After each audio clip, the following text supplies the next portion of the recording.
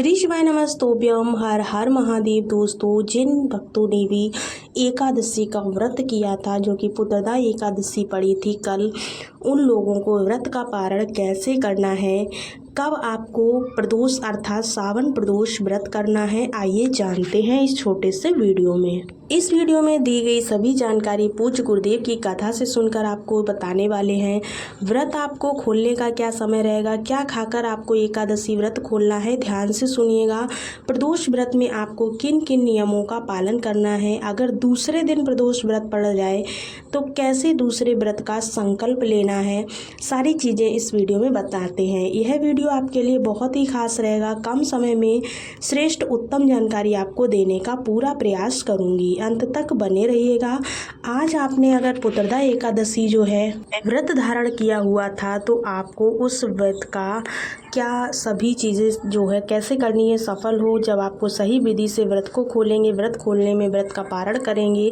आज 5 तारीख को व्रत किया जा रहा है और 6 तारीख 2025 बुधवार की सुबह एकादशी व्रत को खोला जाएगा और 6 तारीख बुधवार को है प्रदोष, ठीक है ना, अर्थात श्रावण महीने की त्रयोदशी का व्रत भी किया जाएगा। आप सभी भक्तजन जानते होंगे, हमेशा व्रत करना जितना आवश्यक है उतना ही आवश्यक व्रत खोलना भी है। परंतु दुविधा की स्थिति है कि हम प्रदोष का भी व्रत करते हैं, तो कैसे हम अपने जो व्रत है उसको खोलेंगे। देखिए, ध्यान से सुनिएगा, एक एक शब्द आपके लिए बहुत ही महत्वपूर्ण है। क्या खाकर आपको व्रत को खोलना है, साथ ही साथ दोस्तों उपाय, दान, पूजा विधि, नियम और उपाय कैसे करने हैं, सारी चीजें देखिए। सबसे पहले आपको बता दूं, त्रयोदशी तिथि कब से कब तक है। बुधवार को प्रदोष का व्रत रखा जाएगा, तो पंचांग में लिखा हुआ है 6 अगस्त की दोपहर यानी कि 2:09 से त्रयोदशी तिथि शुरू हो रही है और इसका समापन 7 अगस्त 2025 2:27 के आसपास रहेगा। प्रदोष व्रत करने के नियम के आधार पर 6 तारीख बुधवार को ही बुध प्रदोष का व्रत किया जाएगा। प्रदोष काल पूजा का जो समय रहने वाला है 7:08 से शाम को 9:16 तक रहेगा। इसके साथ ही साथ दोस्तों, अब आप सभी को जो है मैं आज बता दूं कि आपको पुत्रदा एकादशी का व्रत कैसे खोलना है। आज 5 तारीख को आप व्रत कर रहे हैं, शाम को आप फलाहार ही लेंगे। आज अन्न का सेवन करने से आपको बचना है। शाम को दरवाजे पर दीपक लगाना है, घर के मंदिर में पूजा पाठ करना है, भगवान को फलाहारी चीज़ों को तुलसी पत्र रखकर, महादेव को, श्री नारायण को तुलसी पत्र, महादेव को बेल पत्र रखकर भोग लगाना है।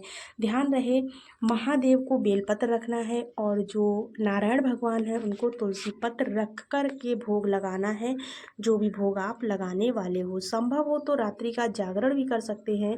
एकादशी तिथि पर रात्रि जागरण भजन बहुत शुभ माना जाता है। ऐसा नहीं हो पाता है तो कोई दिक्कत नहीं है, आप सभी भगवान का ध्यान स्मरण कर भगवान के समक्ष ही सो जाएं। खाट में सोने का प्रयत्न ना करें, ऐसा सही नहीं माना जाता है। व्रत किया है तो नियम जरूर कीजिएगा।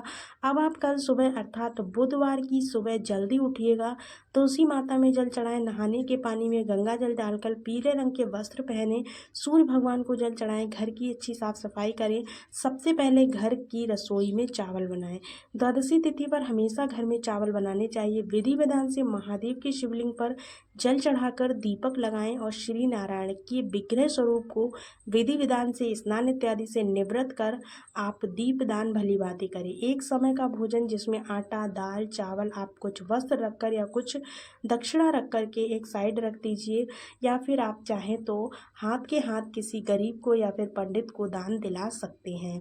तभी आपका एकादशी का व्रत जो है सफल माना जाएगा। ऐसा ना करें कि हाथों हाथ देना संभव नहीं है तो एक थाली में आप सूखा अनाज रखकर अलग से रख दीजिए। दक्षिणा सहित पंडित ब्राह्मण जो भी भोजन करा सकते हो यह तो करा दीजिए, बहुत ही अच्छी बात है। साथ ही साथ गौ माता के लिए रोटी खिलाने के बाद आप गौ माता की रोटी ज़रूर से निकालिएगा। उसके बाद थोड़ा सा तुलसी पत्र रखकर आप अन्न का दाना ग्रहण कर सकते हो, लेकिन ध्यान रहे अन्न में आपको चावल ही सबसे पहले खाना है। आप जो व्रत पारण करोगे उसमें आप चावल और तुलसी दल के साथ ही अपना व्रत खोल सकते हो। शुभ समय जो रहेगा पुत्रदा एकादशी का व्रत वह 6 अगस्त 2025 को सुबह 5:45 से 8:26 के आसपास रहने वाला। इस बीच आप व्रत खोलेंगे तभी आपका व्रत श्रेष्ठ रहेगा। द्वादशी रहते रहते व्रत खोल लेना चाहिए, नहीं तो त्रयोदशी तिथि लग जाती है तो फिर आपका व्रत उपवास खंडित हो जाता है। इसके पीछे द्वादशी तिथि देखी जा सकती है, हरिहर वास का समय देखा जा सकता है। हालांकि 6 तारीख को ही इसका समापन है, अर्थात 5 तारीख को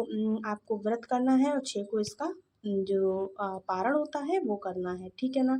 तो ये चीज़ आपको बिल्कुल क्लियर हो गई हुई, बहुत अच्छी तरह से आपको सारा मुहूर्त समझ में आ गया होगा। आपने अपने व्रत भी खोल लेना है। अब आपको क्या करना है, प्रदोष के बारे में बता दें। प्रदोष काल का समय क्या रहेगा, सावन पुत्रदा एकादशी व्रत पारण आपको कैसे करना है आपने जान लिया है। आज अगर एकादशी व्रत किया है तो आप सभी इस बात का ध्यान रखें कि आपको व्रत कल सुबह ही खोलना है, इस नियम का ध्यान रखेंगे, ठीक है ना।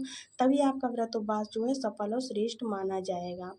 अब देखिए, कष्ट कर्ज में आपका जीवन चल रहा है तो सही विधि विधान नियम से ही आपको व्रत का पालन करना है। विशेष तौर पर भगवान के आगे प्रार्थना करें व्रत खोलने से पहले कि हे महाप्रभु, हे नारायण, हे महादेव, जो कोई भी भूल चूक मेरी पूजा पाठ में हुई है उसके लिए मुझे क्षमा करें और मेरी पूजा को स्वीकार करें। साथ ही साथ कोई जो है मुझसे भूल हुई है उसके लिए मैं क्षमा प्रार्थी हूँ। आपने मुझे व्रत उपवास के योग्य समझा है, मुझसे व्रत उपवास पूर्ण कराया है।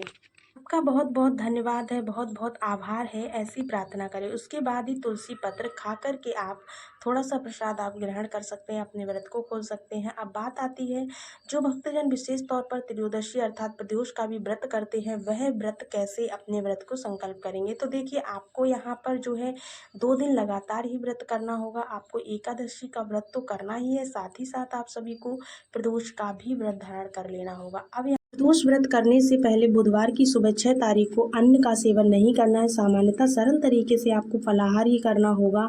सुबह फलाहार या भगवान को भोग लगाकर थोड़ा सा ग्रहण करें या फिर तुलसी पत्र खा लीजिए, वह भी पर्याप्त रहेगा। एकादशी व्रत पारण के नियम के तहत उसके बाद आप दोबारा से प्रदोष व्रत का संकल्प लेंगे, ठीक है। यह बात आपको समझ में आ गई होगी। अब आप सभी को कैसे नियम लेना है प्रदोष व्रत का, तो उसे सुनिए। आप सभी को प्रदोष व्रत सुंदर स्वरूप में बुधवार को करना है।